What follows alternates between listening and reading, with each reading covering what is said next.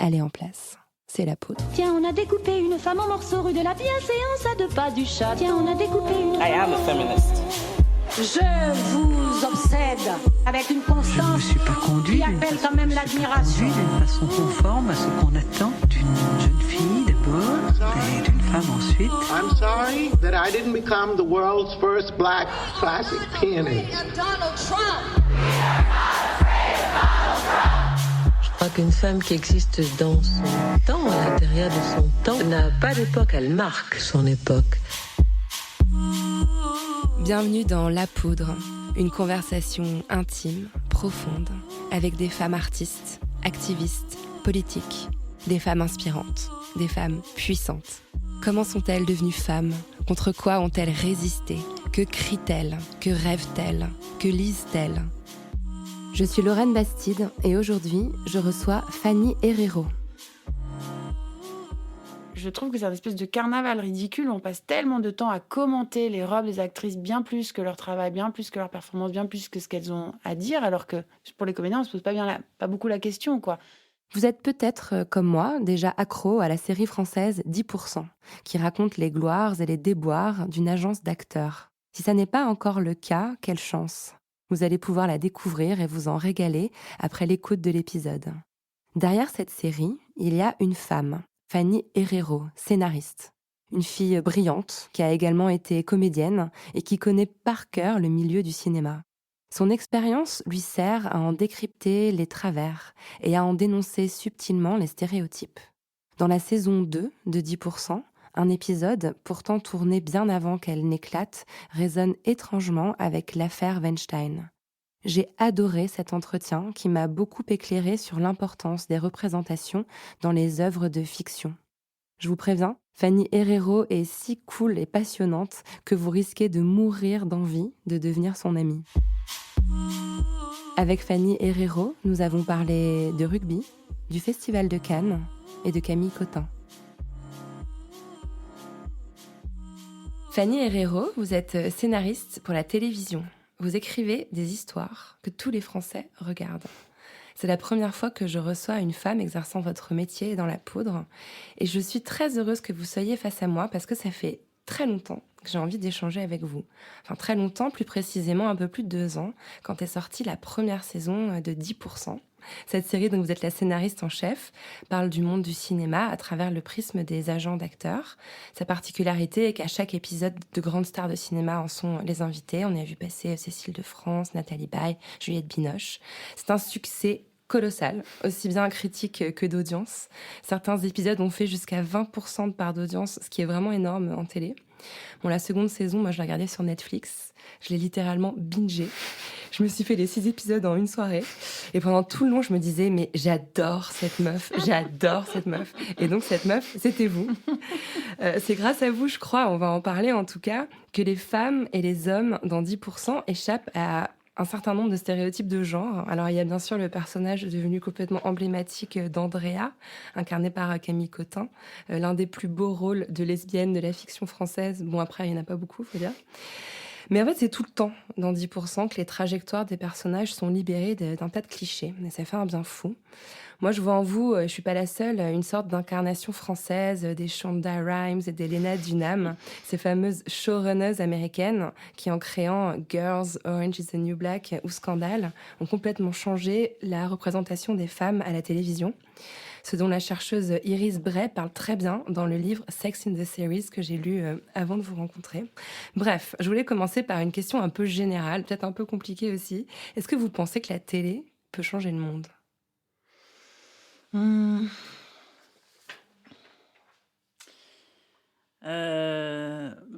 pense que oui, sinon moi j'irais pas y travailler, quoi. Enfin, c'est pas que j'ai cette ambition-là, mais quand on écrit, faut avoir quelque chose à dire, sinon c'est pas la peine. Si on ouvre juste un robinet, c'est pas intéressant. Et la télé, du fait que ça touche tellement de monde, alors maintenant ça change beaucoup. On dit que les plus jeunes ne la regardent plus et tout ça. Je suis pas sûre que ce soit si vrai. Ils la regardent sous d'autres formes, mais ce genre de médias-là, évidemment, c'est très impactant. Et ça me fait penser à la phrase de Shonda Rhimes, qui était très belle après l'élection de Trump aux États-Unis. Elle avait vraiment pris la parole en disant « My pen has power ». Mon stylo a du pouvoir. Et sous-entendu, vous allez voir ce que vous allez voir, on va pas se laisser faire, en fait. Nous aussi, on peut, par ce qu'on écrit, par nos œuvres, en fait, on peut orienter les choses. Et la télé, oui, bah, évidemment, parce que c'est à la fois une fenêtre, mais aussi un miroir. Et donc, comme c'est un miroir, c'est qu'est-ce qu'on tend aux gens, qu'est-ce qu'on leur montre d'eux-mêmes et quelle représentation on donne des choses, quoi. Mais ça me passionne. Enfin, je crois que c'est la raison pour laquelle j'ai choisi de faire ce métier. Enfin, je m'en suis pas rendu compte tout de suite, mais maintenant, oui. C'est vrai que tout acte d'écriture, il est forcément un peu transformateur du monde. Après, concernant les droits des femmes en particulier, qui est un peu le thème qui nous intéresse dans cette émission, on a beaucoup entendu récemment à quel point des séries comme The Handmaid's Tale, par exemple, étaient complètement en train de révolutionner la perception du féminisme. C'est quelque chose qui vous paraît particulièrement vrai concernant les femmes? Mais ce qui me paraît vrai, surtout, c'est que maintenant, c'est conscient. Ça y est. Enfin, on a tous conscientisé ça. Moi, j'ai commencé ce métier il y a 12 ans. On n'en parlait pas du tout de ça. Mais vraiment pas du tout. Et le nombre de stéréotypes et de clichés qui passaient dans les différentes séries, soit sur lesquelles je travaillais, soit que je connaissais. À un moment, j'ai commencé comme lectrice aussi, donc j'ai lu beaucoup de scénarios pour TF1, qui était en plus un peu l'emblème du conservatisme, quoi, qui se pose pas beaucoup la question ni du changement, ni de la révolution, quoi. Mais bon, en même temps, on va pas les blâmer, c'était à peu près partout pareil. On se posait pas cette question-là, et du coup, le nombre de rôles féminins par rapport au rôle masculin, le fait qu'elles soient toujours des faire-valoir, le fait qu'elles soient représentées de façon hyper stéréotypée, qu'elles aient toujours 15 ans, voire 20 de moins que leur mari. Enfin, moi, c'était des choses qui, déjà, à l'époque, me choquaient, et j'ai commencé tout doucement à mettre ça en œuvre, en parler autour de moi, à mes copains scénaristes. On a un collectif ensemble, et c'était une question que je ramenais souvent. Et en fait, après, ça s'étendait. C'est qu'est-ce qu'on fait de ce pouvoir-là, en fait? Qu'est-ce qu'on met dans notre travail? Alors, pour moi, c'était vraiment la question de la représentation des femmes. Pour d'autres, ça peut être d'autres choses, politiques ou sociales. Mais oui, en fait, ce que je veux dire, c'est que maintenant, on ne peut plus l'ignorer. On ne peut plus faire semblant. Des statistiques, il y en a, elles sont là. On n'a qu'à ouvrir Internet pour les trouver, sur la répartition des rôles, sur quel genre de rôle, sur le nombre de lignes que les comédiennes ont dans les rôles qu'on leur propose. Donc, on peut plus faire semblant, en fait. Ça y est, c'est sorti. Donc maintenant, qu'est-ce qu'on en fait? Alors, ici, on essaye de retracer les parcours pour essayer de comprendre comment vous êtes devenue la femme que vous êtes aujourd'hui. Donc, on va revenir en arrière. Fanny Herrero, vous êtes née, vous avez grandi à Toulon. C'était comment de grandir à Toulon? C'était très libre. J'ai eu une enfance très joyeuse, toute nue dans mon jardin avec mes parents. J'ai des parents qui sont vraiment de la génération des 68 arts, profs de gym tous les deux, donc avec vraiment une envie de déconstruire les choses, très attirés par les pédagogies alternatives. Donc voilà, mes parents étaient naturistes, on jouait dehors tout le temps. C'est une enfance au soleil, en liberté, avec pas énormément de contraintes et beaucoup d'amour. Donc une enfance très joyeuse. Oh, ça a l'air chouette, ça fait carrément rêver. C'était assez chouette. Alors oui, vous le dites, vos parents étaient plutôt hippies dans une mouvance post-68 art. Votre papa, c'est une figure médiatique assez connue, un rugbyman, entraîneur de rugby qui s'appelle Daniel Herrero. Moi, j'ai des souvenirs de le voir porter des messages très contestataires, politiques, très à gauche. Et je me demandais si c'est quelque chose qu'on vous avait transmis dans votre enfance. Est-ce que vous avez eu ces convictions politiques assez tôt? Hyper fort, et alors même c'est au-delà de mes parents, enfin même plutôt du côté de mon père, mais c'est une famille de gens assez modestes, ouvriers, donc communistes depuis longtemps. Mes grands-parents avaient un petit restaurant où il y a une petite pension en fait pour les ouvriers des chantiers navals de la Seine-sur-Mer à côté de Toulon. Donc il y avait quelque chose, on était déjà marqués, quoi. Mes oncles aussi étaient vraiment de gauche, et mes parents aussi. Et donc c'était hyper important, et très très petite, on parlait déjà de ça beaucoup à la maison. Je me souviens très très bien de l'élection de Mitterrand. Mais bon, après, Toulon, c'est pas un territoire connu pour Non, pas particulièrement. pour être de gauche, quoi. Au contraire. Et bon, dans ces années-là, il n'y avait pas encore l'extrême droite, mais je pense qu'on devait être 10 dans la ville à klaxonner, à vouloir faire la fête le soir de l'élection de Mitterrand. Mais oui, c'était important. Moi, j'écrivais des discours pour, je sais pas, contre Pol Pot et Pinochet quand j'étais petite. Enfin, j'étais hyper sensible. Mes parents étaient vraiment super pour ça, ce qui nous ont ouvert aussi à ces questions-là, mais au monde. Enfin, on s'intéressait à la politique même des autres pays. On savait ce qui se passait à Cuba, on savait ce qui se passait au Vietnam. Enfin, il y avait une conscience. Et du coup, oui, j'étais très sensible à ça, à l'injustice, ouais, à la question sociale, en fait. Et votre maman, c'était quel genre de femme? Et ma mère, et ça c'est intéressant, c'est que après mes parents n'étaient pas totalement hippies non plus parce qu'en fait ils viennent aussi de milieux relativement conservateurs, très rural du côté de ma mère, ouvrier du côté de mon père, en plus d'origine espagnole du côté de mon père, famille de rugbyman, donc c'est des familles où les hommes ont beaucoup d'importance et puis il y a des choses qui se font, des choses qui se font pas. Donc mes parents, peut-être les deux de leur fratrie, se sont distingués par un esprit beaucoup plus libertaire, mais ils étaient quand même retenus aussi par des traditions familiales un petit peu plus conservatrices. Donc il y a un peu les deux. Mais ma mère, c'est quelqu'un à la fois d'assez discret, qui a pas choisi de faire une carrière. Elle était juste prof, puis elle a arrêté. Elle n'a pas vraiment tracé sa propre route, ce que je regrette un peu pour elle, parce que je pense qu'elle aurait eu beaucoup de capacités. Mais en revanche, pour nous, ses enfants, pour mon père et notre famille, c'est quelqu'un qui est très important parce qu'elle est justement assez atypique. Elle a énormément de fantaisie, elle est un peu faux-folle, elle est très féministe.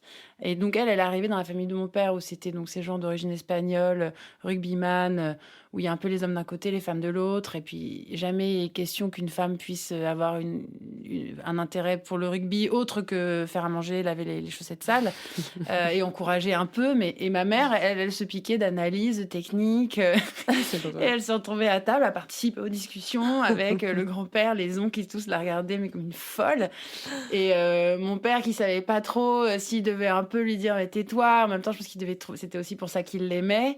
Et en même temps, ça le mettait un peu mal à l'aise. Moi, j'ai toujours trouvé ça génial, quoi. Comment ma mère mettait les pieds dans le plat et comment elle a aidé aussi vachement les sœurs de mon père, qui étaient plus jeunes qu'elle, à stand-up, quoi, à relever le menton et à s'extraire aussi de cette culture quand même très patriarcale qu'il y a du côté de mon père. Alors pour ça, c'était la petite révolution, elle toute seule, quoi. Et vous le transmettez, ça aussi? Mais vachement. Bah après, c'est pas. Vous avez c'est un pas dans frère? le discours. Ouais, J'ai un grand frère. Ouais. J'ai un grand frère. C'est pas dans le discours, mais c'est dans les faits, quoi. L'idée que c'est pas parce qu'on est une petite fille qu'on a moins d'opportunités, moins de choses à faire. Enfin, encore une fois, on était élevés dans un rapport au corps très ouvert, très libre. Ça aussi, je remercie ma mère pour ça. C'est quelqu'un qui a une féminité, pour le coup, pas du tout stéréotypée, qui est pas du tout dans une sorte qui est très belle, qui est toujours très belle, mais qui est très jeune, qui était très belle, mais dans une beauté très fraîche et très libre. Voilà. Se souciant assez peu de son look, se maquillant pas. Donc une féminité vivante en fait, qui s'exprime, qui joue, qui va aller se rouler dans le sable, faire la folle, prendre des bains de minuit, se grimper aux arbres, enfin, ce genre de choses où en fait c'est joyeux d'être une femme. On n'est pas là pour faire jolie, on n'est pas là pour être ni pour servir la soupe, ni pour être dans les apparences. Et ça c'était très fort, ça m'a beaucoup marqué. Pas du tout dans la sophistication en fait. Vous parlez beaucoup du corps et j'ai l'impression que c'est quelque chose que j'ai retrouvé dans votre parcours à plusieurs reprises dans votre discours. Et je crois que le sport a une place importante dans votre éducation. Si je ne me trompe pas, vous avez fait un sport-études en volley. Vous avez même été dans l'équipe de France junior. Est-ce que ça vous a apporté un rapport particulier justement à votre corps, au corps? Alors pour le coup, évidemment, mais maintenant que j'ai vieilli avec le recul, je ne suis pas sûre qu'il soit si positif que ça. Ah ouais. Mais parce que le sport de compétition et de haut niveau, c'est quand même tout sauf la liberté, quoi. Ouais. C'est évidemment un rapport à soi très conscient, très discipliné, qui peut être beau aussi parce qu'on apprend à endurer l'effort, à se dépasser. Et puis moi, je faisais un sport collectif, donc ce que j'en retire de très positif et très beau, c'était d'être à plusieurs, de gagner à plusieurs. En plus, le volleyball, vraiment typiquement, c'est peut-être plus que tous les autres sports co. comme il y a pas on n'attrape pas la balle dans ses mains et on la renvoie pas, on se déplace pas avec la balle dans ses mains. En fait, on ne fait que la taper. Que la renvoyer à Voilà, quelqu'un donc d'autre. c'est vraiment des échanges très rapides. Et donc là, le collectif est encore plus fort, quoi, plus important. Mais ce que j'en retiens surtout, c'est quand même des années d'abnégation, de discipline, de frustration, d'être pesé, mesuré tous les mois. Dès qu'on commence un peu à... Enfin, c'était des années d'adolescence, moi, quand j'étais en sport-études. Donc, j'y suis rentrée à 14 ans. Je suis sortie après mon bac à 17 ans. Donc, pendant ces 3 années-là, c'est des années où les filles, le corps se transforme. Et là, toutes celles qui commençaient un tout petit peu à prendre du poids et tout, c'était plus dur pour elles. On était pesées, mesurées, et c'était affiché dans les couloirs, les mesures. Qu'est-ce que c'est? Et il y avait des garçons horrible. aussi, parce qu'on était un sport-études, nous, il y avait une section volley, mais il y avait des garçons qui faisaient du tennis, du tir à l'arc, de la planche à voile, de l'athlétisme. Enfin, les autres sections étaient plus mixtes. Nous, on était la seule section que pour filles. Et donc tout ça dans un joyeux bazar, évidemment, imaginez 100 jeunes de 14 à 18 ans mis dans des bâtiments avec une aile pour les filles, une aile pour les garçons, mais bon, c'était quand même assez drôle et très vivant et très joyeux, mais très dur aussi parce qu'on était tous des athlètes de haut niveau. Et donc ce truc de la pesée et les mesures, ça me rendait dingue, quoi. Alors même que moi, j'avais pas de problème de poids, mais du coup, c'est vrai que j'ai acquis à cette période une espèce de conscience de ce qu'il faut faire et pas faire, et que j'ai toujours. Alors ça, c'est fou, quoi. C'est vraiment très, très, très ancré, très fort. Et après, je pense que j'ai du coup une sensibilité au corps. Peut-être quand on a fait beaucoup de sport, on est sensible à ça. On voit un corps tonique par rapport à un corps lymphatique. Moi, je sais repérer ça très, très bien, comment les gens se déplacent. Du coup, je pense que ça m'aide pour caractériser mes personnages, d'avoir conscience de leur corps, de l'énergie. Est-ce que c'est quelqu'un qui est vigoureux? Est-ce que c'est quelqu'un qui a un peu les jambes en X et les pieds plats, qui a les épaules plus étroites que son bassin? Enfin, c'est des morphotypes, en fait, que j'ai appris à repérer et qui, maintenant, m'aident pour mon travail de scénariste et de travail sur les personnages. Ah, c'est surprenant, c'est intéressant. Ouais, ça c'est quelque chose de bien que j'en ai retiré. Mais au final, toute cette période de sport intensif, je crois, enfin maintenant je sais que je l'ai fait juste pour faire allégeance à mon clan, en fait. Parce que je viens d'une famille où le sport c'est hyper important du côté de mon père, où ils font tous du rugby, où tous mes oncles étaient internationaux de rugby, mon père aussi, grand entraîneur. Et je crois qu'à un moment, il fallait leur dire, voyez, moi, alors je suis une fille, donc je vais pas faire du rugby, mais moi aussi je peux le faire. Et puis à 18 ans, vous avez vu, c'est bon. C'est bon, c'est fait. J'ai fait l'équipe de France junior, ça va. J'ai montré que je pouvais suer sans EO et souffrir aussi et voilà, et me battre. Maintenant, je peux aller faire autre chose. Implicitement, je crois que s'il y avait un peu de ça. Parce que quand j'y pense, j'avais pas le feu absolu non plus. Enfin, ça m'a tenue à une époque où je pense que c'est important d'avoir un truc qui est très, très motivant quand on est ado. Mais maintenant, je me dis, ouais, mais du coup, j'ai pas fait beaucoup de boom à cette époque. J'ai pas roulé beaucoup de pelles à des garçons.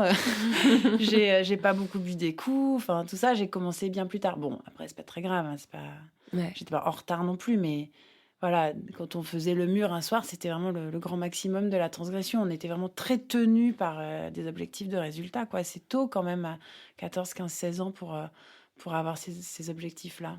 C'est un moment où on fume plutôt en cachette en général après les cours, quoi. Ouais, c'est ça. Et puis même, j'ai des souvenirs de sessions, justement, en équipe de France, où l'entraîneur, je ne me rappelle plus son nom, je l'ai évacué de ma mémoire, était quelqu'un de très dur. Et c'est quand même souvent des bonhommes qui se retrouvent à gérer des jeunes filles de 14, 15, 16 ans. Il n'y avait absolument rien de déplacé, de sexuel, tout ça, c'est pas ça dont je parle, mais une espèce d'autorité vacharde. Paternaliste, paternaliste, pas sympa. Ce qui n'était pas du tout le cas du sport-études où j'étais élève. Là, pour le coup, on avait un encadrement d'une immense qualité humaine et je pense que ça m'a aidé aussi à rendre les choses plus douces. Enfin, nos 2 entraîneurs étaient vraiment des gens géniaux, mais là, je parle pour l'équipe de France, c'était très désagréable. Du coup, je me blessais souvent, en fait. Parce que je pense que j'angoissais de tout ça, de cette pression, de ce qu'on attendait de nous. C'était rugueux, quoi. J'en ai un souvenir rugueux. Pas marrant. Vous êtes devenue femme ou vous l'êtes de naissance? Ah, c'est drôle comme question. Question saugrenue, j'en conviens.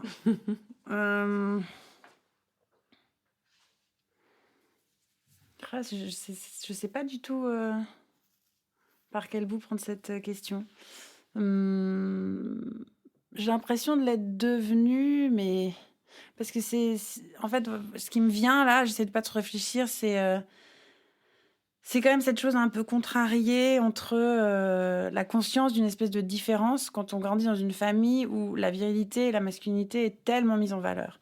C'est-à-dire que voilà, ce qui me vient, c'est des souvenirs où justement toujours ce côté paternel ou avec la grande importance du rugby et les épopées incroyables qu'ils racontent à table, les histoires de bagarre générale, et les histoires de troisième mi-temps, et les histoires un peu sombres et un peu excitantes de on est allé dans la basse ville et il y avait des bars, il s'est passé des trucs un peu chelous, puis on sent bien que derrière ça, il y a de la sexualité, tout ça. Moi, j'étais petite fille et ça me fascinait, quoi. Mais je me disais, mais moi, je pourrais jamais faire ça.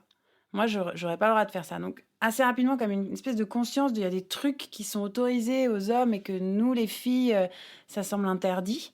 Et du coup, comment faire pour trouver sa propre singularité, sa propre voix? Enfin, voilà, de sentir ça et essayer de se distinguer et trouver son énergie, son brio à un endroit. Et même, je pense que je me suis dit assez rapidement, mais moi aussi j'irai en fait. Moi aussi un jour j'irai dans un bar à pute pour voir. Moi aussi un jour j'irai dans la basse ville. Moi aussi j'irai boire des coups. Moi aussi, en fait, il y a pas de raison. Je vois pas pourquoi ça me serait interdit. Et je l'ai fait d'ailleurs. C'est génial. En fait, vous avez relevé un peu le défi. Un peu, ouais, parce que je trouvais ça trop injuste. Alors après, finalement, c'est un peu décevant. Hein. Aussi, ces histoires de bonhommes, on se rend compte... bon, voilà, après tout, on se dit, putain, si c'est que ça qui vous anime, les gars, si c'est ça qui fait tout le sel de vos conversations, ouais, enfin, parfois, c'est un peu pauvre, quoi. Mais oui, à me dire, il doit y avoir des aventures qui me seront propres et qui auront autant de panache et autant d'intérêt, quoi. Mais j'ai senti ça quand même, enfant. Mmh. Vous êtes, après votre bac, si je me trompe pas, si j'ai bien suivi votre parcours, vous êtes arrivé à Paris, on montait à Paris, comme on dit quand on a grandi en province, c'est ce qui est mon cas aussi, pour faire une Hippocagne-Cagne au lycée Fénelon. Vous vous rappelez quel genre de jeune femme vous étiez à l'époque? Oui, très très bien. Les rêves que vous aviez, comment vous projetiez? Surtout, moi, je me rappelle d'être une provinciale débarquant à Paris, complètement décalée par rapport aux autres, parce que vraiment, voilà, j'avais eu cette enfance... c'est provincial, c'est pas le mot, c'est pas une enfance provinciale, c'est une enfance toulonnaise dans ce milieu-là, avec ce bagage-là dont on vient de parler, et à la fois le soleil, le naturisme, le rugby, le volleyball, et donc mais très très très loin de ces enfants, d'une espèce d'élite intellectuelle parisienne qui était tout pâle, avec des grands doigts fins, qui avait fait beaucoup de piano et qui avait déjà lu tout Zola, tout Hugo, et qui pouvait s'enorgueillir de connaître énormément de choses, et qui allaient au théâtre avec leurs parents, enfin des enfants qui avaient eu ça servi sur un plateau, et je l'ai tout de suite senti. Moi, je suis arrivée mon premier jour au lycée Fénelon, je suis arrivée en salopette très très large sur un scooter que j'avais monté de Toulon par le train, qui était avec des gros pois rouges, donc autant dire très laid, de très mauvais goût. Cool. J'avais des Converse. On devait voir que vous. Oui, mais en même temps, je voyais bien que j'avais pas le raffinement et le bon goût. J'avais à l'époque des cheveux très très frisés. Naturellement, ça s'est un peu perdu, mais donc une espèce de tignasse comme ça, une espèce de besace indienne. Enfin, vraiment, je ressemblais à rien, ou à quelque chose. Il faut en être fier aussi. Mais je vois bien que j'avais pas du tout les codes, et je me suis pris dans la figure cette espèce de complexe d'infériorité, mais moi, je connais rien, quoi. Je suis allée un peu au cinéma d'art et d'essai de Toulon avec ma mère quand j'étais enfant, et merci ma mère de m'avoir appris ça, et aller voir quelques spectacles de danse au Centre National qui s'appelle Château Vallon. Il y avait une programmation à peu près correcte. Mais bon, Toulon, c'est vraiment... Toulon et la culture, ça fait 4, quoi. Donc, arrivé à Paris, c'était tous ces gens qui me parlaient de Dans la solitude des champs de coton, mis en scène par Chéreau. Et moi, je disais, ouais, c'est tellement bien. Évidemment, je ne savais absolument pas de quoi il s'agissait, ni qui était Coltès, ni qui était Chéreau. Et du coup, j'ai dû faire un rattrapage, mais ultra rapide, pour me fondre dans le truc. Donc au début, je disais rien, j'écoutais, je faisais oui comme si je savais de quoi on parlait, je savais pas du tout. Et puis après, rentrant chez moi, j'allais vite lire les livres dont il était question, regarder l'officiel des spectacles pour voir c'était quoi les trucs qu'il fallait avoir vus.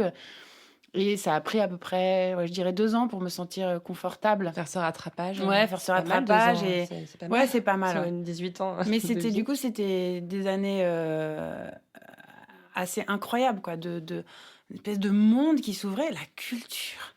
Le monde de la culture, les cinémas du quartier latin, parce que Fénelon, j'avais cette chance incroyable, c'était en 6e. Et puis après, c'était pas des mauvais bougres, hein. Mes copains, il y en a plein dont je suis restée très proche, mais ils se rendaient pas compte de leur chance. Enfin, leur chance. Moi, j'en ai une aussi immense. Mais de cette chance-là, en Du fait. privilège qu'ils avaient eu Mais du avec cet privilège accès à la voilà, connaissance, en fait. de grandir entouré de gens qui leur parlent de choses Mm. éclairées, éclairantes, stimulantes, d'aller dans des musées, d'aller au théâtre, d'avoir des abonnements, de connaître la musique classique. C'est-à-dire que moi, enfin, mes parents étaient des gens très ouverts et tout ça, mais on n'avait pas du tout ça, en fait. C'était pas ça qui nous intéressait. Bon, c'était d'autres trucs, hein. Après, tout finit par se rejoindre et faire ce qu'on est devenu, mais... Vous Donc, avez souvenir d'un livre ou d'un film en particulier qui, à cette période-là, vous a vraiment impacté? Vous vous êtes dit, ça me change la vie? Ouais, je pense que c'est les surréalistes, en fait. C'est André Breton, Nadja, qu'on a étudié, mais qui, du coup, pour moi, il y a ça et Les Filles du Feu de Nerval, Aurélia, Les Filles du Feu. Oui, soudain, un chant, bah oui, c'est deux figures féminines d'ailleurs, un chant amoureux, passionné, poétique, complètement dingue, quoi. Mm. Alors, vous avez fait des très hautes études. Vous avez fait la prestigieuse London School of Economics et puis aussi Sciences Po à Paris. Alors, j'ai lu cette phrase dans une interview. Je crois d'ailleurs que c'est une interview que vous avez donnée au site des alumni de Sciences Po. Vous dites « Je venais de consacrer des années à mes études supérieures, donc à la fin de Sciences Po. Cela avait été d'une grande richesse intellectuelle, mais j'avais le sentiment d'être enfermée dans mon cerveau. J'avais besoin de m'exprimer de façon plus physique, plus créative. » Et là, c'est le premier aller-retour que j'observe entre votre corps et votre cerveau. On a l'impression que c'est deux entités un peu différentes, que vous nourrissez pas de la même façon. Ce sentiment-là. C'est hyper vrai. C'est un peu un problème que j'ai. Mais oui, à l'époque, c'était très, très fort. J'ai fait donc mes 2 années d'Hippocagne-Cannes, 1 année à Londres, les 2 années de Sciences Po. Donc tout ça, ça fait 5. Avec quand même à chaque fois, un peu comme au sport-études d'ailleurs. Alors, j'ai retrouvé cette espèce de discipline, mais là, pour le coup, c'était intellectuel. Des concours à passer quasiment tous les ans. Des échéances, des rendus. Enfin, c'était quand même dur, quoi. Sciences Po moins que la prépa. La prépa, j'ai trouvé que c'était extrêmement exigeant. Ouais. L'année de Cannes, franchement, c'est un tunnel, quoi. Après, c'est génial parce qu'on apprend énormément de choses. Mais les devoirs sur table de 6 heures. Ah ouais, mais quand j'y pense, je me dis, mais en même temps, c'est génial. Enfin, bon, j'ai un métier aujourd'hui aussi où je suis beaucoup dans mon cerveau, mais c'est quand même fou la somme de travail qu'on avait sur les épaules, ce qu'on ingurgitait, ce qu'on devait comprendre, analyser, ressortir. Enfin, après, c'était fort, quoi. Je sais pas si j'en serais capable aujourd'hui. Les analyses de texte et tout. J'en ai un très beau souvenir, mais bon, en tout cas, c'était très mental, quoi. Et effectivement, ça faisait un peu un choc parce que j'arrivais de mes années avec énormément d'activités physiques, de sport, et je suis passée de tout à rien. Je suis rentrée en Hippocagne-Cannes, j'ai arrêté toute pratique physique et je me suis mise uniquement à étudier. Et ça a été pendant 5 ans. J'ai fait un peu de boxe au milieu quand j'étais à Sciences Po. Mais c'était pas grand-chose, quoi. Non, à un moment, j'ai l'impression que j'ai commencé un peu à dépérir physiquement et que c'était tout dans la tête et pas suffisamment dans le corps. Je trouve que c'est un équilibre qui est dur à trouver, mais ça continue encore aujourd'hui, alors même que ma vie est complètement différente, mais garder de l'espace, surtout à Paris, en fait, garder de l'espace pour un épanouissement. Un équilibre entre les deux parties. Mais oui, fait. Mais c'est pas juste dire faire du sport, mais comment s'oxygéner, comment se défouler. J'ai pas bien trouvé par où ça passe. En plus, chez moi, c'est un peu radical. C'est un peu où je me mets à fond dans un truc comme le volley et c'est 20 heures par semaine, ou un peu rien, quoi. Donc, et c'est un peu pareil aussi pour les études, quoi. D'un coup, ça pouvait être, parce que j'avais cette exigence-là, il fallait que ce soit des choses de très haut niveau, quoi. C'était ça qui m'appelait, qui m'intéressait. J'ai quand même un côté assez compétitif. Et donc, à la fin de Sciences Po, alors même qu'on me proposait un boulot, parce que j'avais fait un espèce de stage dans la pub, on me proposait, ça y est, tout de suite, un boulot à ma sortie de Sciences Po, très bien payé, déjà bien. Et bon, évidemment, il n'était pas question que j'aille travailler dans la pub, mais surtout, je me disais, mais non, mais là, je ne vais pas rentrer dans un bureau, en fait, c'est pas possible, quoi. Il faut à nouveau que je retrouve de l'air. Et donc, c'est là où j'ai eu envie de faire du théâtre. Au début, je pensais que ça serait qu'1 année, puis finalement, c'est devenu beaucoup plus long. Mais oui, il fallait que je trouve une façon d'exprimer quelque chose d'assez personnel, en fait. Et je cherchais comment, à l'époque. Je crois que je ne savais pas trop comment. Une dimension aussi artistique, en fait, que vous cherchiez, pas que physique, en fait. Exactement, ouais. Et donc, vous devenez comédienne. Alors, c'est un métier dont on parle régulièrement dans l'émission, qui est, on le sait, très objectivant quand on est une femme. Moi, j'ai toujours imaginé comme un endroit où on rentre dans une salle où on dit « Ah non, t'es trop vieille, t'es trop jeune, t'es trop grosse, t'es trop mince, t'es trop belle, t'es pas assez belle, etc. » C'est ça, vous l'avez vécu comme ça? Ah, je l'ai vécu totalement comme ça. En fait, Enfin, j'ai quand même essayé, donc il fallait que ça m'apporte, j'imagine, suffisamment de plaisir pour continuer quand même, parce que j'ai fait ça pendant quelques années. Alors, les années d'études, d'école, de théâtre ont été vraiment géniales. Parce que là, il n'y a pas encore trop de pression, en fait. On est en formation, puis il y a vraiment un groupe, on monte des spectacles, on a envie de tout dévorer, on a l'impression qu'on peut tout jouer, la tragédie, la comédie. On cherche aussi son registre, son terrain. Ça, j'ai adoré, je me suis beaucoup amusée. Après, à la sortie, c'est une autre affaire, parce que là, le réel vous rattrape violemment. Ouais. J'étais pas une très bonne comédienne, parce que j'étais suffisamment bonne quand même pour en vivre pendant quelques années, donc c'est quand même pas rien. Je n'étais pas non plus complètement une crevarde que personne n'emploie jamais. Mais j'ai pas trouvé non plus ma famille, voilà, ma compagnie, ou le réalisateur vraiment avec qui j'ai quelque chose à explorer, à chercher. J'ai pas trouvé ça, donc j'ai un peu navigué entre différents trucs. J'en ai vécu, voilà, je faisais mes heures, j'étais intermittente, mais avec une frustration mais immense en fait d'être. J'ai l'impression en fait que ce qu'on retenait de moi, c'était pas du tout ce que j'étais. Donc il y avait un truc physique. Moi, je suis grande. J'étais à l'époque un peu plus athlétique que maintenant. Je sais que j'ai un visage, comment on dit. Enfin, une beauté peu classique, on va dire, parce que j'ai un nez assez fort, les mâchoires assez dessinées, une grande bouche, les dents de travers. Enfin, je suis assez lucide sur ça, mais du coup, je pense que j'avais pas d'emploi. J'avais pas ce petit minois que souvent ont les comédiennes françaises, mais pas non plus. C'est pas la jeune première. Ni la jeune première, ni la bonne, un peu enveloppée, qui va jouer souvent les servantes. Enfin, j'avais pas vraiment d'emploi, quoi. D'ailleurs, mes profs de théâtre me disaient, mais toi, tu commenceras à faire carrière à 35-40 ans. C'est Sympa. cool, j'en ai 23. Plus que 15 Ça va ans. être long. Ouais, c'est ça. En fait, mais parce que j'avais pas cette mignonnerie, en fait. Ouais. Et pour m'appesantir un peu sur ce moment, ce court vécu de comédienne, c'est quand même quelque chose qui, je crois, vous nourrit beaucoup dans l'écriture des épisodes de 10%. Et c'est quand même incroyable la préscience que vous avez eue, parce qu'il y a un épisode de la saison 2 avec Juliette Binoche, où il est question de harcèlement au cinéma. Il y a un personnage, enfin, on dirait que c'est Weinstein, comme vous avez écrit. Est-ce que, quand l'affaire Weinstein a émergé, vous avez été surprise? J'imagine que la réponse est non, mais enfin, quelle lecture vous avez de ça, et à quel point c'est quelque chose qui a joué dans votre vécu de comédienne? Alors, pour le coup, quand l'affaire Weinstein a éclaté, déjà, moi, j'étais pas du tout au courant. C'est pas du tout mon monde, ni mon milieu. Puis c'est loin, c'est aux États-Unis. Hollywood, Après, j'étais ouais. pas surprise que ça existe, mais avec cette ampleur-là et ce côté systémique, j'ai trouvé ça extrêmement choquant. Donc, nous, quand on a écrit l'épisode 6 de la saison 2 avec Juliette Binoche et tout ça, on n'avait pas du tout idée de ça. Mais c'était plein d'anecdotes, en fait, plein d'histoires racontées par mes copines comédiennes, vécues par moi. Alors moi, je pense que j'ai un tempérament et un physique qui fait que j'ai été relativement préservée de choses graves. Mais je pense, comme à peu près toutes les femmes, j'ai senti le côté pesant d'un prof de théâtre, voilà, enfin, évidemment, j'ai vécu des choses, donc je sais très bien ce que c'est, mais c'était plus en parlant avec des copines actrices. Ouais. Et ce qui était intéressant, c'était qu'elles disent, mais le nombre d'hommes de pouvoir qui croient qu'ils peuvent nous avoir comme ça, en fait, qui veulent s'acheter un trophée, quoi. Qui veulent s'acheter une belle femme, et les actrices, elles ont ça, elles ont le glamour. Et donc ça m'intéressait. Ça m'intéressait de le mettre dans le contexte cannois aussi, qui est justement l'incarnation du glamour, et où en même temps, je suis toujours choquée, alors même que je sais que c'est aussi un endroit d'amour du cinéma, et qui est un endroit où vont les cinéphiles vraiment convaincus. Donc, je voulais pas du tout juger ça, et ni la qualité, ni tiens, cette année, la Palme a été remise un tel, et il y a une polémique. Enfin, c'était pas du tout ça le sujet. Mais ce qui me frappe, moi, j'y suis peu allée, j'y suis allée quelques fois, mais même quand je regarde voilà, les comptes rendus sur le Festival de Cannes, c'est à quel point c'est déséquilibré le traitement qu'on réserve aux actrices et celui qu'on réserve aux acteurs. À commencer par leur tenue. Donc moi, c'était mon point d'entrée dans cet épisode de Juliette Binoche, c'était la tenue.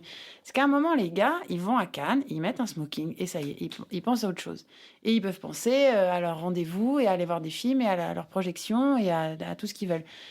Les actrices, elles vont se prendre la tête, mais pendant des jours et des jours, sur quelle robe, et on va y avoir des marques avec des enjeux financiers, avec des enjeux financiers, avec des enjeux d'image, avec des enjeux de tout, et puis de comment elles se vivent. Alors là, du coup, ça nous emmènerait à parler sur pourquoi elles en arrivent aussi à y accorder tant d'importance, parce qu'elles deviennent un peu esclaves consentantes de tout ça. Ça fait partie du jeu. Mais en fait, ce jeu-là, à un moment, je trouve que c'est une espèce de carnaval ridicule. On passe tellement de temps à commenter les robes des actrices bien plus que leur travail, bien plus que leur performance, bien plus que ce qu'elles ont à dire, alors que pour les comédiens, on se pose pas beaucoup la question, quoi. Ouais. Parce qu'ils sont tous habillés pareil. Mais alors, du coup, je me disais, mais à un moment, quand est-ce que, soit les hommes vont prendre ça aussi pour eux, se dire, mais dans ce grand carnaval, les grands festivals, pourquoi on s'habille pas avec plus de fantaisie, nous aussi? Pourquoi on n'y met pas un peu plus d'importance? Pourquoi leur apparence ne compte pas plus que ça? Et que, en revanche, ça se calme un peu du côté des femmes, quoi, qu'on leur lâche un peu la bride. Ce serait fabuleux qu'on ait notre robe noire, manche Mais longue. voilà, Non, c'est-dire mais qu'à un qu'on ait toutes moment, la un même. truc, un serait truc tout génial. simple, quoi, où on se pose pas trop la question, mais la question des chaussures, la question des accessoires, c'est-à-dire que moi, j'y suis allée, encore une fois, quelques fois. C'est un enfer, en fait, de porter des talons à Cannes. Parce qu'on marche beaucoup, parce qu'on passe d'une projection à une soirée, puis un dîner, puis une autre soirée. On dirait que je me plains. Il y a pire au monde comme ça. Symboliquement, c'est important. C'est même Christiane Taubira qui disait récemment que si les lieux politiques avaient été prévus pour les femmes, il n'y aurait pas de gravier dans les cours. J'ai trouvé ça vachement juste, parce que c'est important, ce genre de détail. Mais en fait. c'est génial. C'est important de marcher à l'aise, et un homme en chaussures plates, il a jamais ce questionnement de « j'ai mal aux pieds ». C'est dingue. Et le problème, c'est qu'après, c'est aussi toute une histoire d'image et de représentation. C'est-à-dire que, à la rigueur, pourquoi elles ne mettent pas une robe et des chaussures plates? Bon, mais parce que c'est choquant, en fait. On n'a tellement pas l'habitude de voir une femme en robe en chaussures plates. On va dire, mais qu'est-ce qu'elle a fait? Tout le monde en parlerait. Pourquoi elle fait ça? Ça va pas à la tête. Alors qu'après tout, pourquoi pas? C'est qu'une affaire de code, en fait. Pourquoi des talons et pas des chaussures plates? C'est vrai que les talons, c'est joli, mais c'est joli à regarder, mais c'est quand même atroce à porter. Ça fait mal au dos. On peut pas marcher, on peut pas courir. Donc voilà, moi, j'avais envie de rentrer dans l'épisode par ça. Juste ça.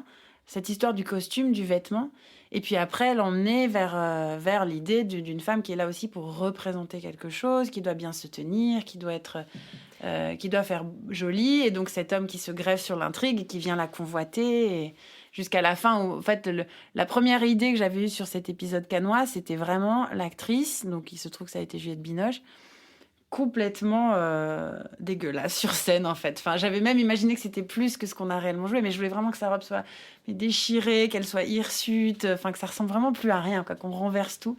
Bon, finalement, on l'a joué de façon un peu plus sage, mais ça marche bien quand même. Mais moi, j'aime pas les spoilers, ça me rend malade, donc je veux pas dire la fin de l'épisode, mais il y a un retournement de situation. Elle a aussi une présence, une puissance. Ouais.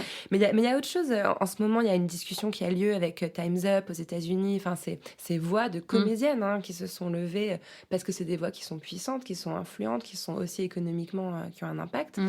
Mais toute la discussion qui a lieu aujourd'hui dans le cinéma, c'est aussi une question de pouvoir. Le pouvoir, il est entre les mains d'hommes. Les réalisateurs, les producteurs, les jurés des festivals. C'est ça aussi, non, le problème dans le cinéma.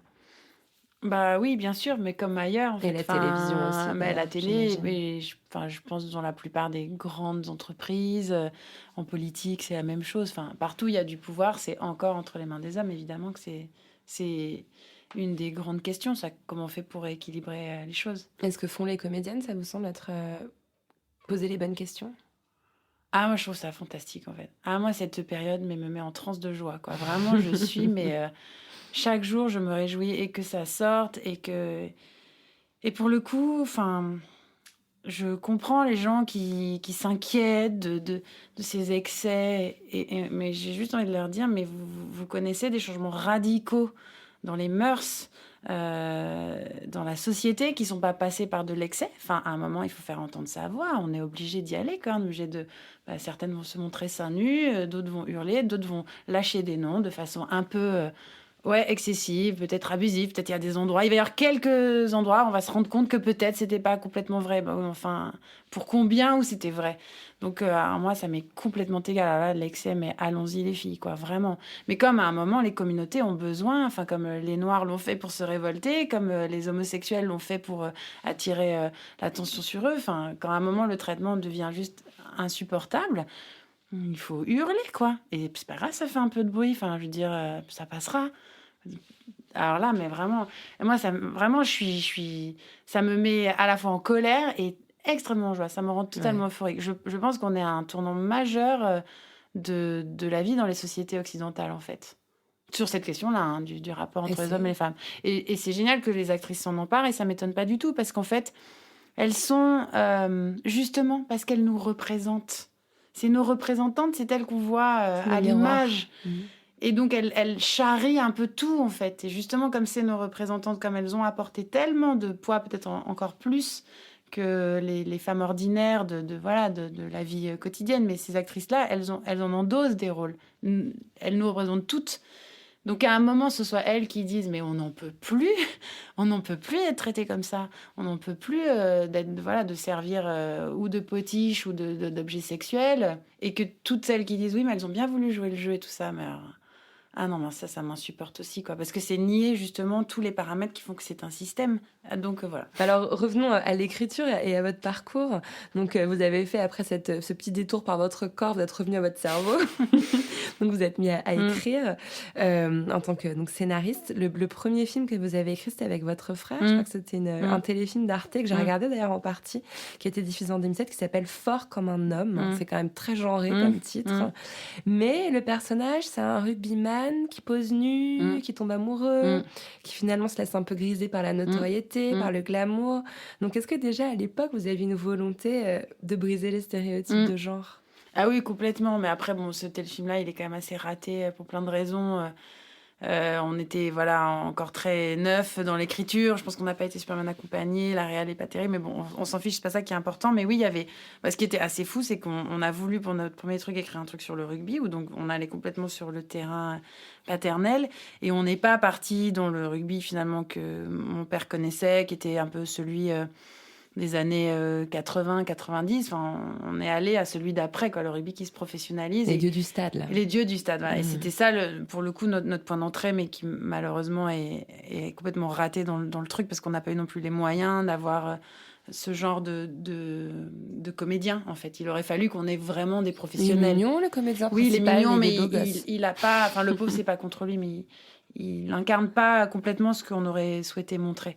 En tout cas, voilà, c'était l'idée de ces hommes tellement virils et qui commencent à devenir des espèces de sex symboles pour la communauté gay, pour les femmes aussi, qui se retrouvent vendues sur des calendriers dans les supermarchés.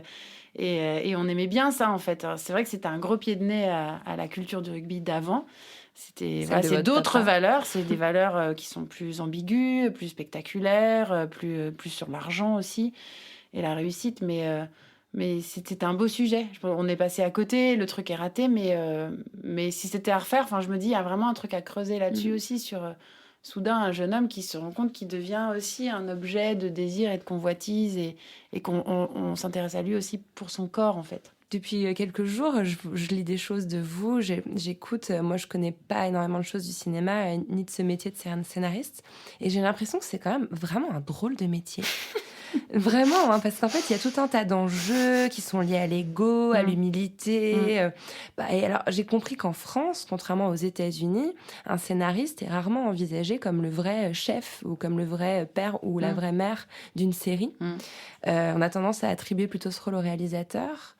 Donc vous, en fait, vous écrivez des choses qui sortent vraiment de vos tripes, et ensuite, vous devez en quelque sorte confier le bébé à quelqu'un d'autre. C'est une lecture. Alors, de moins en moins, et voire pratiquement plus aujourd'hui. Mais ça a été long, en fait, ce parcours-là. Et mon parcours, il correspond un peu à celui de ma corporation, en fait. Parce que on a commencé à prendre conscience de ça il y a une grosse dizaine d'années, justement parce que les grandes séries américaines sont arrivées avant et ont fait leur révolution culturelle, et qu'il y a un modèle nouveau, en fait, pour raconter des histoires qui arrivaient. Vous avez créé un collectif qui s'appelle SAS en 2007 avec d'autres scénaristes, beaucoup de femmes d'ailleurs dans la c'est très mixte, très mixte. Mais du coup, le métier a changé. En France, on faisait très peu de séries. Souvent, c'était plus des espèces de collections où c'était, vous savez, des espèces de 90 minutes qui reviennent 4 ou 5 fois dans l'année. Ou alors, il y avait un peu peut-être du Navarro, du Gilesco. Mais pareil, c'était du 90 minutes. Donc, à un moment, comme il y a eu la révolution des séries aux États-Unis, on a commencé à un peu renouveler le modèle, à passer à des épisodes plus courts, plus dynamiques, à des récits un peu plus au long cours, moins bouclés, Et donc tout ça, ça a beaucoup rebattu les cartes, et ça a posé la question de l'auteur. Mais sauf qu'en France, on était très, très englués dans une vieille tradition qui vient du cinéma, où le scénariste est juste au service du réalisateur, en fait. D'ailleurs, souvent, les réalisateurs disent « mon scénariste », comme ils disent « mon chef d'écho »,« mon premier assistant ». En fait, Ouais, les scénaristes sont au service des réalisateurs et des grands scénaristes de cinéma en France, on n'en connaît pas. Enfin, s'il y a un peu de Thomas Bidgard, on connaît le nom, mais c'est peut-être le seul. Enfin, où souvent, les réalisateurs écrivent aussi, ou coécrivent. Ou souvent, le fait de devenir réalisateur ou réalisatrice, c'est un peu l'objectif d'un scénariste. Je pense à Rebecca Zlotowski, qui était à la base, qui est passée dans la poudre, qui était scénariste, mais qui est devenue réal, comme si c'était l'objectif ultime, en fait. Ben oui, alors après, ça dépend des gens. Il y a des gens qui ont envie de ça, qui se disent, mais en fait, je peux pas écrire juste pour transmettre à quelqu'un d'autre, c'est insupportable. Et des gens qui le supportent très bien, ou des gens qui sont un peu entre les deux, comme moi. Mais ça dépend des projets. Mais en gros, voilà, ce qui s'est passé, c'est qu'on a commencé à réaliser que pour qu'une œuvre soit intéressante, il fallait qu'elle ait un cœur, en fait, un cœur qui bat, quoi, et comme vous dites, un peu des tripes, et que ça, en télévision, en l'occurrence, c'est le scénariste, parce que le développement, ça commence par un scénario. Et l'idée, au départ, c'est un auteur qui l'apporte. Les réalisateurs arrivent très tardivement dans le process en télévision. Et pendant des années, on faisait comme si ça, alors que c'était l'évidence, on la voyait pas. Quand je dis on, c'est les chaînes, enfin voilà, les décideurs dans les chaînes, les producteurs et les réalisateurs eux-mêmes, et les scénaristes habitués en état de fait, en souffraient, mais en courbant un peu l'échine, parce qu'aussi on est une profession où effectivement psychologiquement c'est assez intéressant, mais il y a un petit côté un peu retranché derrière son écran. Mais bon, progressivement, moi j'ai eu beaucoup de chance d'arriver à ce moment-là, parce qu'il s'est passé aussi... il y a eu un gros shaker dans les 10 dernières années, ça a Sous beaucoup l'influence changé. des États-Unis, toutes ces séries qui ont cartonné, qu'on a tous regardées. C'est-à-dire qu'à un moment, on voit des séries incroyables arriver, qui nous mettent des énormes claques à tous, et on dit mais comment ils font? Pourquoi on fait pas ça, nous? Pourquoi on fait pas ça et comment ils font? Et donc on regarde, ah d'accord, donc il y a un chef scénariste qui est le chef tout court et qui suit le projet de A à Z jusqu'à la livraison des épisodes, et il y a des writing rooms avec plein d'auteurs, mais parfois ils sont 10, parfois ils sont 20, parfois ils sont 100, mais c'est incroyable.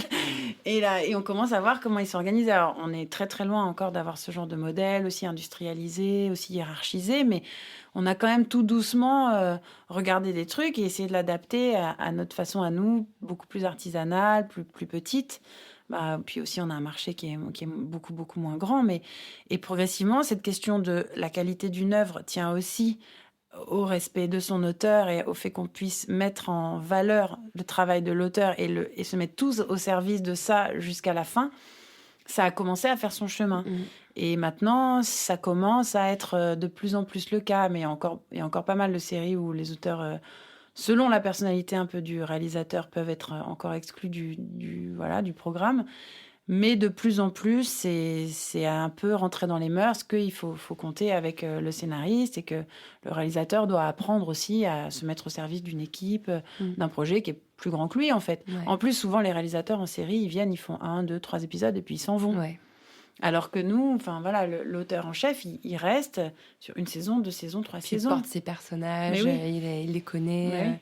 Oui. Alors c'est marrant, vous avez parlé de la writing room et c'est quelque chose, la writer's room. On dit writing room, la salle d'écriture. Qui m'a interpellée en lisant des choses sur le métier de scénariste, parce que dans La Poudre, on s'interroge souvent sur la notion de chambre à soi, en rapport avec le livre de Virginia Woolf. Et en fait, en gros, donc vous dites que dans une interview que j'ai lue, qu'en France, ça n'existe pas, vous venez de l'expliquer. Grosso modo, ça fait 10 ans que vous bossez de chez vous, en fait, entre la personne qui fait le ménage, le gosse qui rentre de l'école. Ouais. C'est quelque chose qui est très particulier aussi, qui est... c'est assez spécial. Entre la vie professionnelle et la vie privée, du coup. Ça, tous les scénaristes connaissent ça très, très bien. Alors, encore une fois, ça change aussi un peu. De plus en plus de boîtes de prod commencent à mettre à disposition des auteurs un bureau où ils sont libres d'aller. Mais parfois, ce bureau, c'est une espèce de salle de réunion. Donc, elle n'est pas tout le temps disponible. Il faut un peu appeler avant. Donc, il y en a certaines boîtes de prod où ça y est, c'est vraiment rentré dans les mœurs. Il y a une pièce dédiée. Et puis d'autres où c'est un peu aléatoire et d'autres où carrément pas du tout. Et après, c'est pas que la faute des producteurs, c'est aussi nous les scénaristes. Parfois, par confort, on préfère rester chez nous. Et même après, c'est là où ça nous ramène aussi à l'intimité de cette pratique. On fait de la télévision, donc on travaille quand même pour une industrie. Mais si on veut bien le faire, il faut rester aussi proche de soi, quoi. Et donc là, c'est chacun a sa petite routine, chacun a ses petites habitudes. Et c'est très, très différent. Moi, autour de moi, il n'y a pas un scénariste qui travaille de la même manière. Il y en a qui adorent se lever très tôt et puis arrêter aussi vers 15h et après aller faire d'autres trucs. Il y en a, comme moi, qui sont beaucoup plus scolaires dans l'organisation du temps de la journée, mais c'est aussi parce que j'ai des enfants et donc voilà. Il faut s'adapter. Mais puis il y en a qui aiment travailler très tard, d'autres pas du tout. Enfin là, ça ressemble un peu à des romanciers. C'est un travail d'écriture, donc forcément. Oui. Alors après, il y a des moments, où on est en groupe, on est forcé d'avoir des horaires à peu près normaux, de réunions et tout ça, mais tous ces moments, on est dans sa tête, derrière son clavier, à devoir produire des dialogues ou une structure. Là, il faut trouver son cocon et c'est assez variable. Enfin, moi, je sais que ce cocon-là, il est assez itinérant, quoi. Il peut être chez moi par moment où j'aime bien rester quand les enfants sont à l'école. Ça peut être dans le bureau de mon producteur où j'ai quand même une pièce maintenant qui est assez confortable, ou un bureau que je partage avec des copains scénaristes. J'aimerais tellement qu'on puisse appesantir plus longuement sur tout ce que vous avez fait avant 10%, parce que vous avez travaillé sur beaucoup de séries très appréciées des Français, genre Kaboul Kitchen, moi j'adore, Fais pas ci, fais pas ça, qui est un énorme carton, Un village français, on le sait, qui a vraiment aussi été un énorme succès, et je crois que ça a été un moment dans votre carrière qui a été important. Mais moi, ce qui m'a interpellée, c'est sur Les Bleus, qui est une série à succès de M6 qui parle de jeunes policiers. Et je vous ai entendu dire que vous aviez imposé quelque chose au producteur de la série en arrivant sur l'écriture. J'aimerais bien faire une saison sans enfants violés, sans mort, sans macabée dans le coffre des voitures. Vous aviez envie, en fait, de sortir, je vous cite, d'un rapport à la mort qui écrase. Est-ce que c'est... En fait, le fait de varier les personnes qui écrivent permet de sortir justement de ce genre de machine qu'on alimente sans cesse, quoi, en fait. Oui, je pense. Et là aussi, je trouve qu'on devrait avoir collectivement une espèce de prise de conscience sur l'importance du crime dans la fiction télévisée. Mais moi, je commence à trouver ça un peu insupportable. Après, malheureusement, c'est ça qui marche aussi. C'est que pourquoi les chaînes en commandent, c'est parce que c'est souvent les plus gros cartons d'audience, c'est des polars. Et ça commence souvent par un enfant mort, ou une jeune femme morte, ou une femme morte. Donc c'est déstabilisant quand même. Enfin, je sais pas, il doit y avoir des études qui sont faites là-dessus. Genre pourquoi? Alors est-ce que c'est parce que c'est le plus petit dénominateur commun, ce qu'on appelle en anglais le who done it? Voilà, il y a un mort et on va chercher qui a tué, quoi. Donc ça, forcément, ça capte l'attention. Mais je me dis, mais il y a quand même d'autres façons de capter l'attention. Il y a d'autres, même si on doit être dans un environnement criminel, comme c'était le cas des Blurs, c'était de la comédie policière, mais c'était quand même des jeunes flics, les héros. Donc forcément, ils doivent travailler sur un crime, quel qu'il soit. Mais moi, je me disais, on va travailler sur tous les autres crimes que les crimes de sang. Et il y en a quand même beaucoup. Les arnaques, les vols, éventuellement, ça peut être une agression, les disparitions. Il y a quand même plein de trucs, ou même des choses d'ailleurs plus drôles. Mais parce que ce qui était curieux dans cette série, c'est qu'ils voulaient que ce soit de la comédie policière, mais en même temps, on pouvait quand même avoir un violeur tchétchène, serial killer, quoi. Donc c'était difficile après de faire en sorte de rigoler avec ça. Donc voilà, j'avais exigé ça et on a tenu. Il n'y a pas de mort dans la saison 4. C'est incroyable. Non, mais je trouve ça vraiment fort. C'est vrai que la prise de conscience que très souvent, toute série télé commence par un cadavre de femme, c'est quelque chose... C'est étrange, hein. Ouais. Faut en sortir un moment, quoi. C'est ça. Et après, voilà, le genre policier se renouvelle aussi. Et puis, un super polar, ça peut être aussi génial quand ça raconte une réalité, justement, ou sociale, ou de ses personnages, ou psychologique. Il y en a qui savent très, très bien le faire. Mais disons, le polar lambda, moi, je trouve qu'il y a trop de polars en France. Ça veut pas dire qu'il faut pas qu'il y en ait plus du tout. Il faut garder que les meilleurs. Mais il y en a trop, ça banalise. Et encore une fois, je pense qu'on peut aller... choper un auditoire avec une autre forme de tension ou d'empathie, c'est possible, quoi. D'ailleurs, alors vraiment, il y a beaucoup d'articles, d'interviews qui ont été faits avec vous sur l'histoire de 10%, qui est vraiment intéressante. C'est une série qui a failli pas se faire, qui a passé des années dans les tiroirs, qui était à la base un polar. D'ailleurs, au tout début, c'était une enquête policière sur la mort du chef de l'agence. Enfin bon, ça, je renvoie les auditeurs et auditrices aux interviews que vous avez faites avant. Moi, la question qui m'intéresse, c'est est-ce que quand une série est écrite par une femme, voire par des femmes, car vous avez dans votre pool d'auteurs, il y a une majorité de femmes, elle est forcément moins sexiste?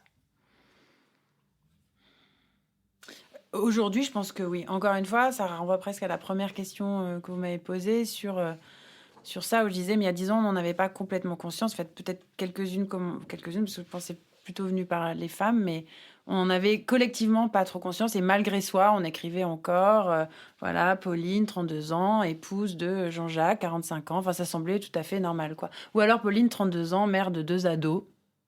Alors attends. Mais enfin, mes copines à 32 ans, elles ont à peine leur premier, quoi. Je comprends pas. Enfin, elles sont enceintes, quoi. Bon, donc il y avait aussi toute une histoire de représentation, parce que forcément, il fallait prendre des femmes jeunes qui sont des mères d'ados à la trentaine. Enfin, c'était insensé, quoi, et qui sont forcément plus jeunes que leur mari. Un truc quand même avec la jeunesse et la beauté. Ouais.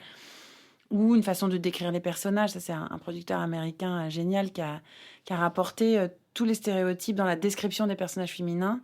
Le nombre de fois un personnage féminin est décrit par son physique et pas par son tempérament, par rapport au personnage masculin où ça va de soi. Je l'avais vu cette étude. C'est incroyable. Même dans les castings, mais c'est on demande un homme courageux cérébral et une femme blonde à forte poitrine. Ouais, c'est ça, à peu près ça.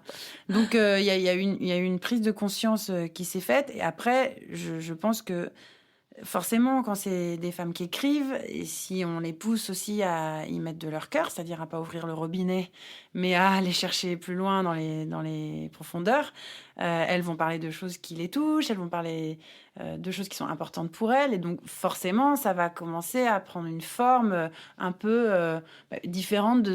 Enfin, c'est une expérience féminine, donc forcément, elle est différente, en fait. Elle est autre. Et on a besoin de la voir aussi. Comme il y a moins d'auteurs femmes, il y a moins de réalisatrices femmes, il y a moins de productrices femmes. Encore en France, ça change aussi. Hein. Moi, en l'occurrence, sur 10%, bon, c'est un environnement qui est très masculin. Il y a beaucoup d'homos qui travaillent sur 10%. Donc peut-être ça change un peu le rapport homme-femme. Même les stéréotypes. Il y a un assistant dans l'agence qui est homosexuel et qui sort. Enfin, il y a à la fois, c'est vachement bien fait parce qu'on retrouve certains stéréotypes qu'on a envie de retrouver et en même temps, c'est complètement surprenant par moments. Enfin. Alors, ça tient vraiment à cet acteur-là. À Nicolas, qui est quelqu'un de génial. Nicolas Maury, que j'adore. On peut le nommer Nicolas Maury. Nicolas Maury. Qui est vraiment un acteur que j'adore, mais on peut en parler 2 secondes, si vous voulez, parce qu'au moment du casting, sur ce rôle-là, on a vraiment discuté. Parce que moi, tel que je l'avais écrit, Hervé, pour moi, ça ne devait pas se voir qu'il était homo. Je me disais, maintenant on est en 2016, donc à l'époque de la première diff, ou 2015, je ne sais plus, on va prendre un petit gars bobo avec sa petite barbe, sa chemise à carreaux, le petit parisien bobo de base, quoi. Et au détour d'une phrase, à un moment, on entendra, il dira mon mec, par exemple. Ah tiens, bon. Et puis voilà, ça rentrera dans le truc. Et donc on fait le casting, et arrive Nicolas Maury, qui est casté pour ce rôle-là. Constance de Montois, la directrice du casting, nous le présente. Et donc lui, pour le coup, il est dans un jeu d'acteur comme ça, plus maniéré, plus sophistiqué. Donc forcément, on n'est pas complètement dans ce que je cherchais. Mais en même temps, en fait, moi, à un moment, je me suis dit, non, je veux pas ça, justement. Mais en même temps, il le fait avec tellement de grâce, tellement de fantaisie, tellement de drôlerie, que finalement, il nous a tous emportés, quoi. Et donc, ça a un peu changé la vision que j'avais à l'origine de ce personnage. Et je l'en remercie, et c'est génial. Et comme vous dites, du coup, ça, c'est peut-être une vision de l'homosexualité un peu plus commune. Mais lui, il le fait de façon tellement peu commune que c'est pas grave. C'est des questions qu'on se pose consciemment, par exemple, quand on crée le personnage d'Andrea, qui est une femme homosexuelle. Est-ce qu'on se dit, alors il faut surtout pas qu'elle ait les cheveux courts, qu'elle soit grossière, sinon on va être dans le cliché, ou est-ce que c'est quelque chose qui vient de façon plus organique ? Ça, c'est le genre de choses qui arrivent au moment du casting. Mais après, pour le personnage d'Andrea, en l'occurrence, elle était déjà décrite, dès les textes. De toute façon, moi, je pensais déjà à Camille Cotin en l'écrivant. Donc, j'étais déjà orientée. J'aurais pu penser à j'en sais rien, une autre comédienne, mais il se trouve que je pensais à Camille, que je connaissais un petit peu dans la vie, que j'avais déjà vue. Et je sais pas, elle me semblait vraiment évidente. Après, il y a d'autres filles, bien sûr, qui ont passé le casting, beaucoup d'autres. Mais donc, quand je l'écrivais, je pense que déjà, je pensais à ce côté racé, assez sophistiqué, avec une féminité assez affirmée, en fait. Oui, pour le coup, je voulais pas qu'elle soit ambiguë, qu'elle ait les cheveux courts, ou qu'elle se soucie peut-être un peu moins de comment elle est habillée. Alors, en l'occurrence, elle porte jamais de robe, Andrea. Ouais. Mais c'est une meuf canon, cette saison, quoi. un petit peu. Mais dans les saisons précédentes, très peu. Elle est souvent, un peu en tailleur pantalon, en jean, avec des petites boots, une veste. Mais il faut le trouver, ce look. Il faut qu'il soit juste aussi par rapport à une communauté de femmes homosexuelles. Mais en même temps, c'est tellement vaste. Il n'y a pas de représentation. Mais je voulais qu'elle soit un peu comme une panthère, en fait. Ouais. C'était une femme panthère pour moi. Féline, quoi. J'avais plein de questions à vous poser sur 10%. J'ai littéralement pris des notes en regardant la série. Et en fait, j'ai pas du tout envie de spoiler. Je pense qu'il y a aussi beaucoup d'auditrices et d'auditeurs de La Poudre qui vont aller le découvrir après avoir écouté l'émission. Donc on va laisser en suspens. Mais voilà, dans 10%, il y a des femmes du 3e âge qui ont des rapports sexuels. Il y a des choses, il y a beaucoup de choses qui sont transgressées. Et vraiment, c'est un immense soulagement à regarder. Et ça vous a valu un grand succès vraiment mérité. Et vous avez été pas mal mise en avant médiatiquement. Alors, Alors moi, j'ai une petite lubie personnelle, c'est de relever les clichés d'écriture sexiste dans les articles, parce que les journalistes sont pas en reste quand il s'agit de reproduire les clichés de genre. Alors j'en ai trouvé un beau à votre sujet dans le Figaro. Ni une ni deux, elle dévale ses 6 étages. On sent une fille qui a décidé d'être heureuse. Mais sérieux, c'est quoi cette phrase? C'est étrange, oui. C'est dingue quand même, oui. non? On sent une fille qui a décidé d'être heureuse. Mais ça veut dire quoi? C'est vrai que c'est Vous avez curieux. ressenti quelque chose, une approche un peu sexiste dans la... Pas tant que ça, j'avoue, mais si, par exemple, je me dis souvent, mais en même temps, moi, ça me dérange pas de répondre à ça, mais qu'on va dire que je suis maman, par exemple. Enfin, je me dis, est-ce que quand on interviewe un scénariste ou un réalisateur ou un auteur, on lui demande s'il est papa? Enfin, où est-ce que ça rentre en ligne de compte, sa situation maritale? Mais c'était peut-être l'article du Figaro, d'ailleurs, où je crois que ça commençait par genre, elle est maquée avec quelqu'un qui travaille dans le cinéma. Tout à fait. Et Il y a d'ailleurs, la votre phrase... mari, votre appart aussi, la taille de l'appart où vous habitez, très importante. Ah ouais. Ouais. À l'époque, je m'étais dans un plus petit appart. Mais non, mais c'était marrant ouais, qu'elle parle de mon copain. En plus, du coup, ce qui était drôle, c'est que elle gonflait un peu un truc. Il se trouve qu'il est distributeur. Alors oui, dans une belle boîte de distribution, mais c'est pas du tout... il n'est pas connu, disons. Dans le milieu, oui, mais c'est pas quelqu'un de connu. Et c'était drôle parce qu'après cet article, je voyais qu'il y avait un moteur de recherche. Genre, c'était Fanny Herrero compagnon, parce que les gens voulaient savoir, est-ce que c'est un acteur? Enfin, les gens, ceux qui avaient peut-être lu l'article, quoi. Donc, c'est idiot.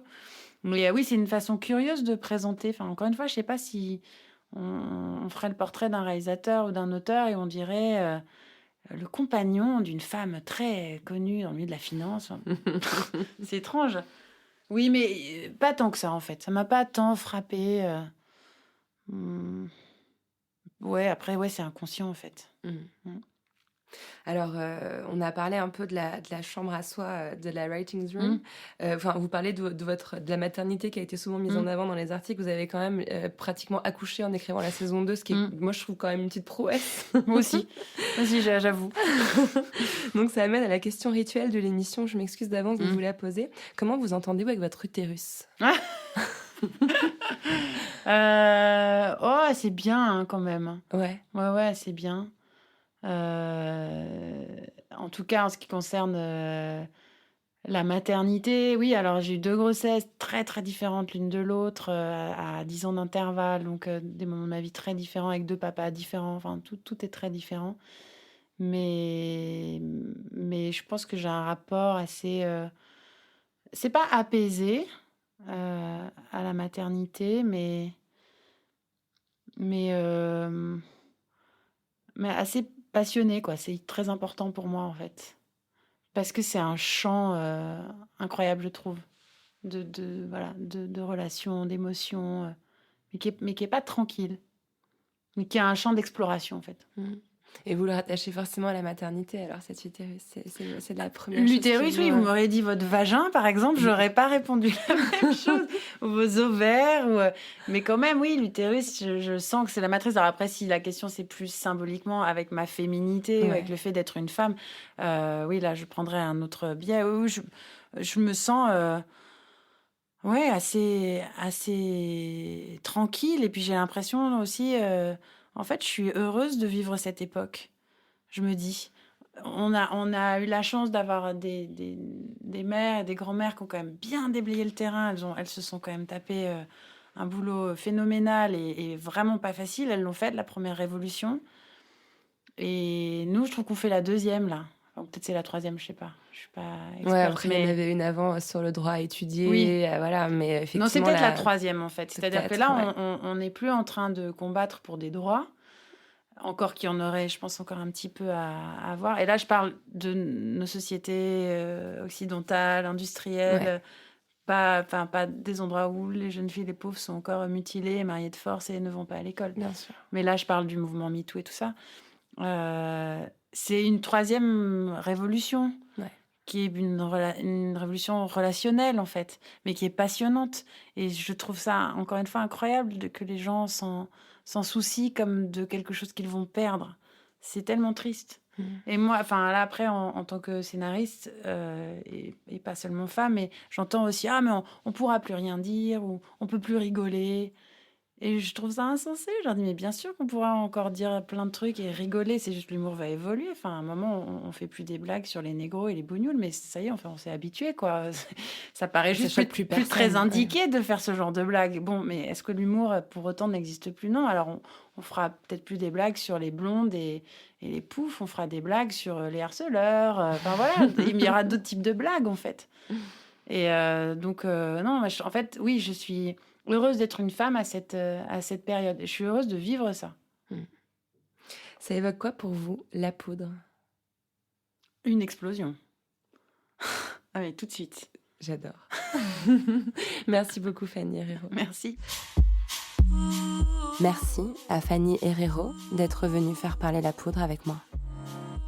La poudre est une émission produite par Nouvelles Écoutes.